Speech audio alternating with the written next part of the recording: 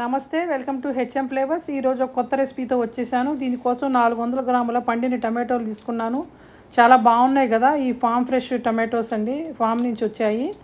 ఈ అన్నిటిని ముక్కలుగా కట్ చేసుకోవాలి. ఒక ప్యాన్ తీసుకుని 3 టేబుల్ స్పూన్ల ఆయిల్ వేసుకుని, ఒక అంగుళం దాల్చిన చెక్క, 5 లవంగాలు, ఒక యాలుక్కాయ వేసుకుని, 1/2 టీ స్పూన్ ఆవాలు, 1/2 టీ స్పూన్ జీలకర్ర వేసుకుని అవన్నీ చెట్పట్టమని వేగినాక బాగా చేతి నిండుగా కరివేపాకు వేసుకున్నానండి. తర్వాత 2 ఉల్లిపాయలు, 6 పచ్చిమిరపకాయలు కట్ చేసి వేసుకోవాలండి. 1/4 టీ స్పూన్ పసుపు వేసుకుని కొంచెం వేగనిచ్చాక మూత పెట్టుకుని ఒక 3 నిమిషాలు మగ్గనివ్వాలండి. తర్వాత కచ్చాపచ్చాగా దంచిన అల్లం వెల్లుల్లి పేస్ట్ 1 టీ స్పూన్ వేసుకుని 1 నిమిషం పచ్చివాసన పోయేదాకా వేయించుకోవాలి.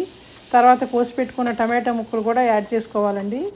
చేసుకుని కొంచెం కలుపుకోవాలి. కలుపుకున్నాక రుచికి తగినంత ఉప్పు కూడా వేసుకుని 1 టేబుల్ స్పూన్ కారం కూడా వేసుకుని కొంచెం కలుపుకొని మూత పెట్టుకుని ఒక 8 నిమిషాలు మగ్గనివ్వాలండి.